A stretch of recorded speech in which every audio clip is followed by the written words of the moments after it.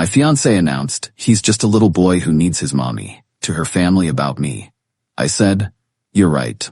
When I moved back with mom and took my 6-figure income with me, the little boy grew up fast. I, 29 male, work as a software engineer for a mid-sized tech company. Not Google or anything, but decent pay, about 115 kilo annually. My fiancée Rachel, 27, works part-time as a yoga instructor, makes maybe $25 a year. We'd been together 3 years, engaged for 6 months. The incident happened at her parents' anniversary dinner last Saturday. 25 people there, her parents, siblings, aunts, uncles, cousins, the whole family. Context. I'm close with my mom. Dad died when I was 16, and mom raised me and my sister alone. She's 62 now, lives 40 minutes away. I visit her every Sunday for lunch, help with house repairs, take her to doctor appointments when needed. Normal son stuff, I thought. Rachel always made little comments about it. Do you really need to see her every Sunday? Or can't she hire someone to fix her fence? But I figured she was just adjusting to the dynamic. We were planning to get married after all. So, anniversary dinner. Rachel's cousin Bradley was bragging about his promotion, his new Tesla, his upcoming vacation to Bali. Everyone's congratulating him, and Rachel's aunt turns to me. "So what about you?" Rachel says, "You work with computers?" Before I could answer, Rachel laughed. Not a nice laugh. That mean-spirited laugh that makes your stomach drop. "Oh, he does okay, but honestly, he's just a little boy who needs his mommy. Runs to her every Sunday like clockwork. Can't make a decision without calling her first. I'm basically marrying a child." The entire table went silent. Her mother tried to change the subject, but Rachel was on a roll. "Last week, he actually left our date night early because his mommy needed help moving a couch." A couch? And don't get me started on how much money he wastes on her. New refrigerator here, car repairs there. I keep telling him that when we're married, that stops. I'm not competing with his mother for the rest of my life. Her sister Melissa laughed. "Good luck with that. Mama's boys never change." "Oh, I'll change him," Rachel said. "Once we're married and I control the finances, Mommy Dearest gets cut off. He'll see her on holidays like normal people." I sat there, forkful of pasta halfway to my mouth, processing what I was hearing. This woman who I'd been financially supporting for 2 years, who lived in the apartment I paid for, who drove the car I'd bought her, was calling me a child. In front of her entire family. "You're right," I said quietly. Rachel turned to me, smirking. "See? He even admits it.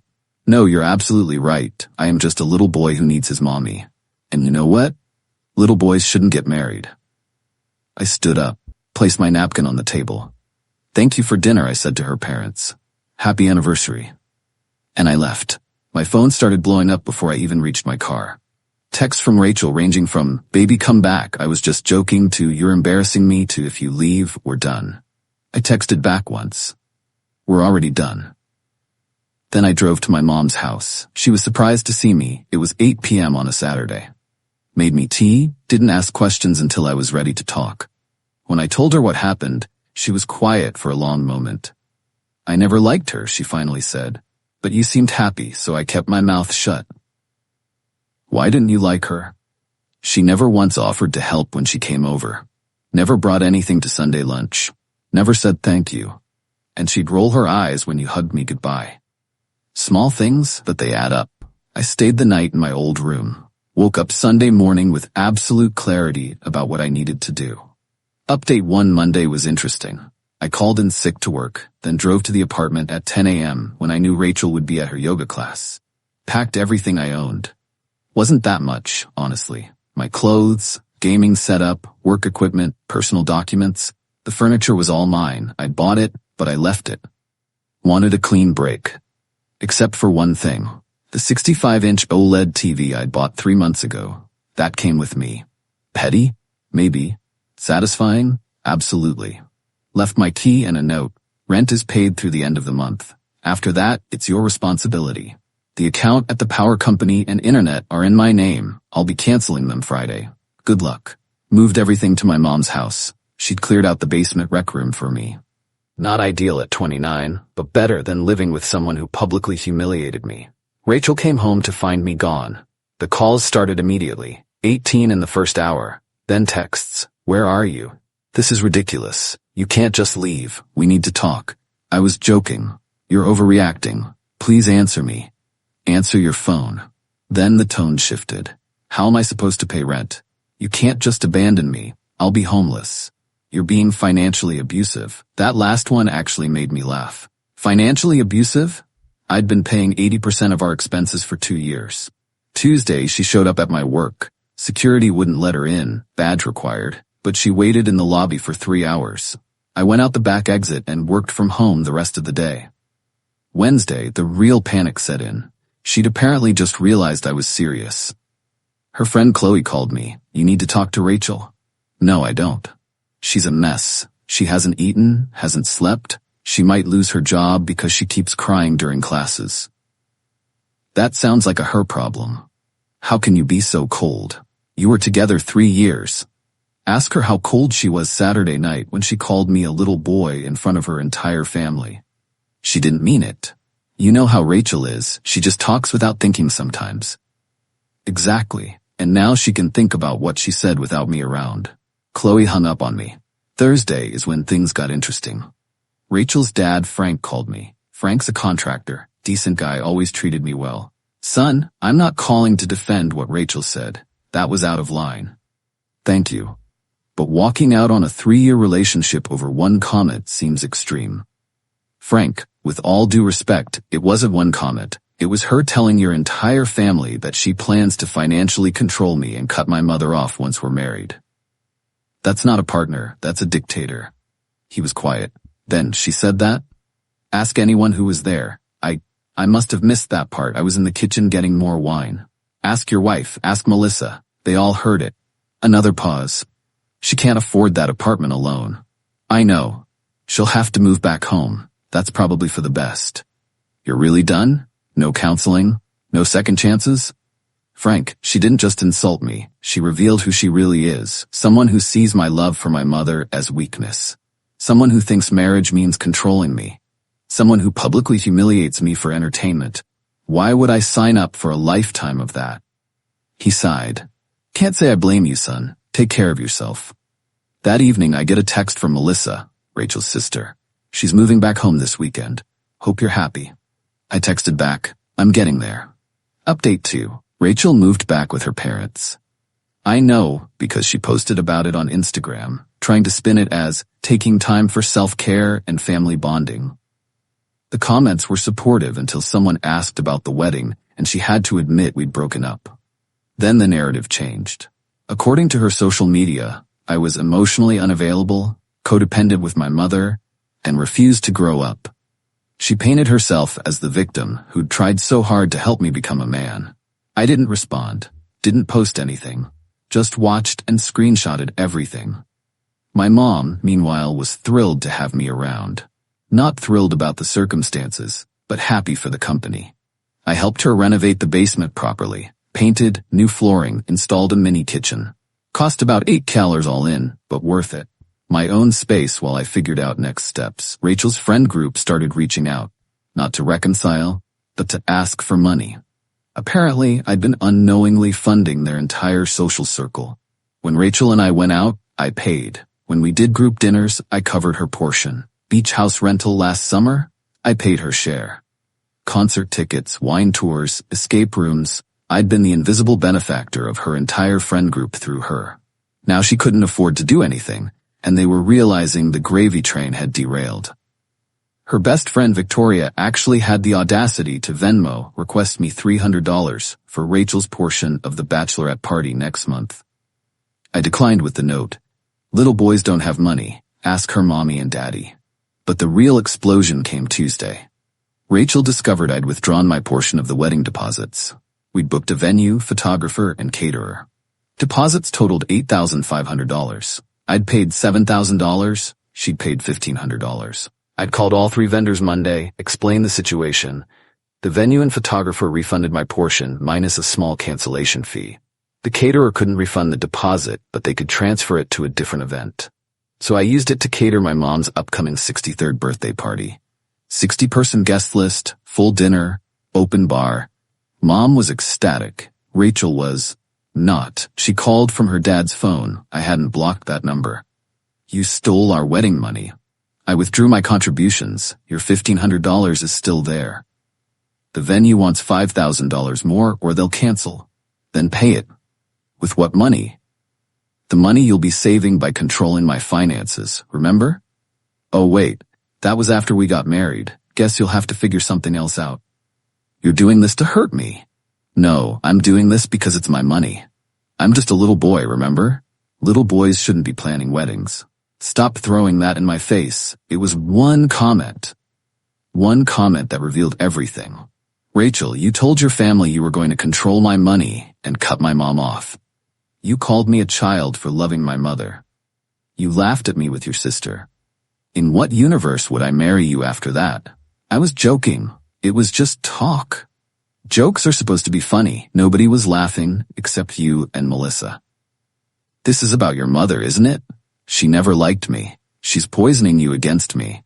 My mother hasn't said a single bad word about you. She doesn't need to. Your own words did all the work. She hung up on me. 20 minutes later, I get a call from the wedding venue. They're confirming the cancellation and processing my refund. Apparently, Rachel couldn't cover the remaining deposit. The photographer called next. Same situation. The caterer called to confirm the birthday party details and thank me for keeping the business with them. That evening, Rachel's mom Patricia called. Unlike Frank, she was not understanding. You're destroying my daughter over your pride. Your daughter destroyed our relationship with her cruelty. She's had to cancel the wedding. Do you know how humiliating that is? Do you know how humiliating it was to be called a little boy in front of your entire family? She was just teasing. That's how she shows affection. By planning to financially control me and isolate me from my mother? That's affection? You're twisting her words.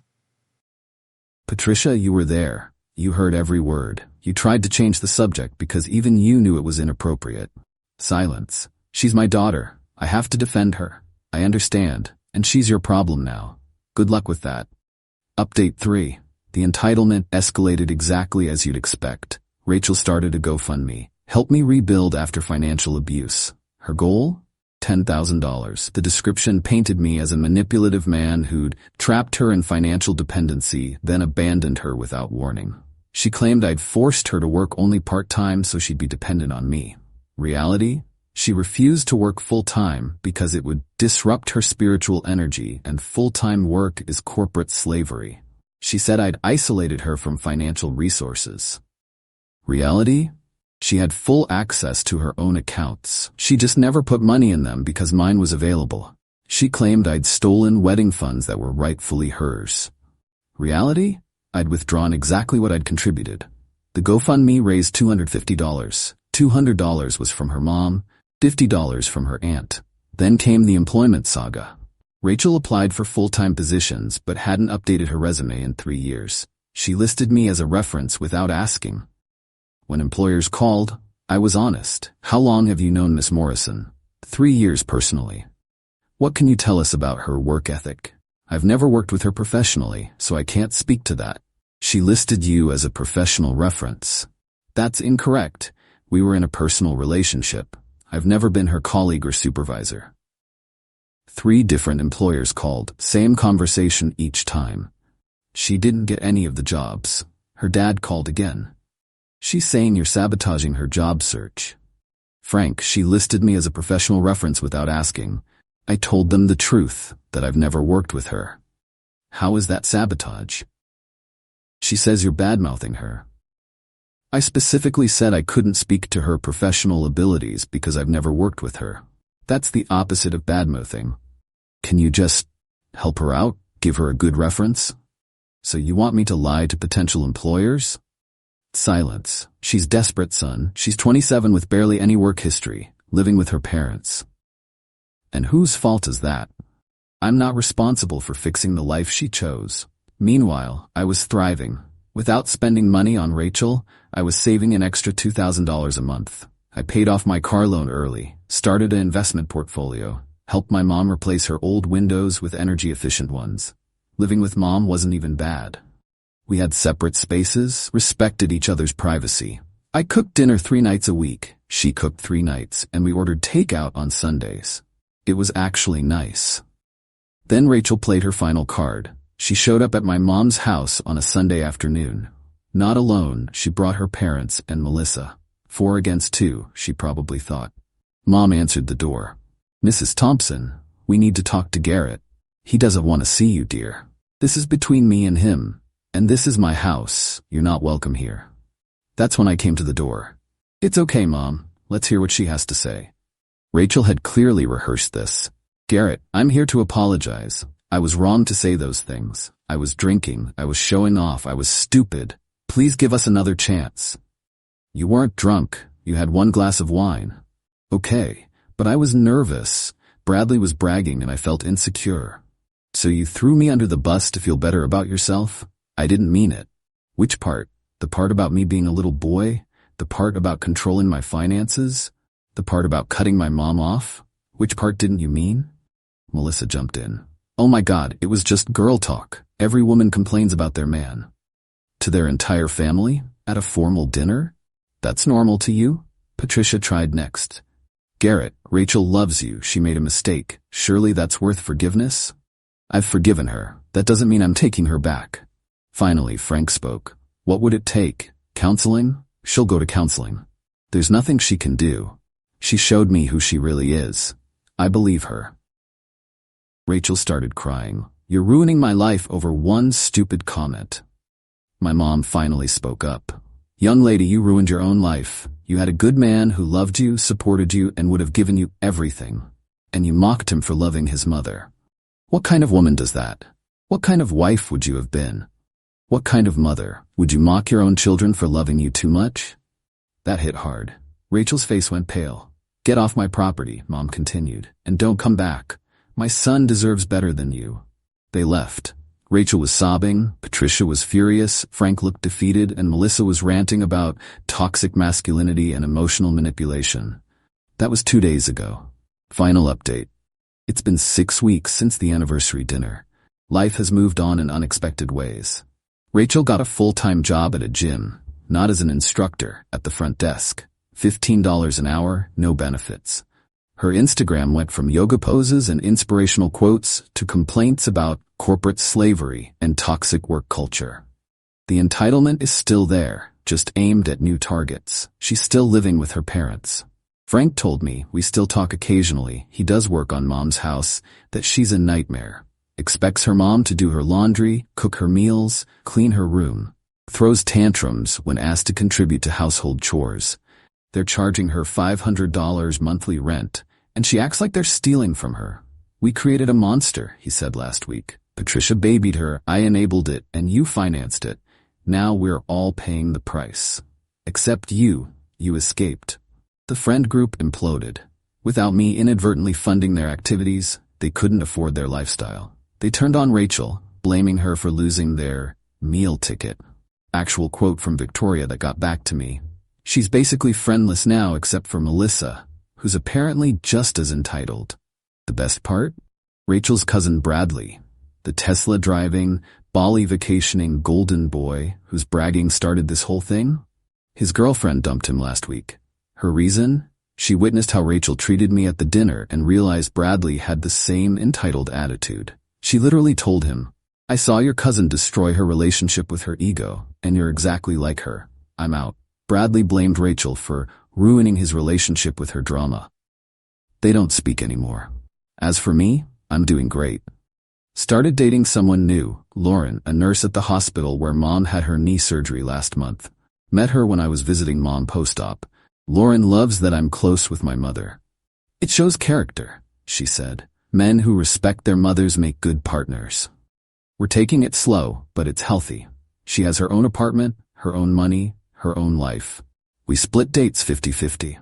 She comes to Sunday lunch at Mom's sometimes, and she actually helps cook. Mom adores her. Found my own apartment last week. 2-bedroom, nice area, reasonable rent, move in next month. Mom's excited for me, but sad to lose her live-in handyman. I promised I'd still come for Sunday lunch and repairs. The $2,000 monthly I was spending on Rachel? Half goes to savings, half goes to Mom. Not because she needs it, but because I want to help her retire early. She's worked hard enough. The woman who Rachel wanted to cut off will retire at 64 instead of 67. Thanks to the money I'm not wasting on an entitled partner. Rachel texted me last week. Just one message. I hope you're happy. I responded, I am. I hope someday you will be too. She blocked me after that. Good riddance. Looking back, that anniversary dinner was the best thing that could have happened. Rachel revealed her true self, and I got to see it clearly. No years of marriage before the mask slipped. No kids involved. No messy divorce. Just a clean break from someone who saw my love for my mother as weakness.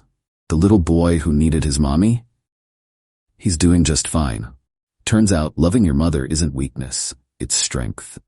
And any partner who doesn't understand that isn't worth having. Mom says Lauren understands that. We'll see where it goes, but one thing's certain, I'll never let anyone mock me for loving my family again. That's not negotiable. Thanks for reading. Little Boy, signing off.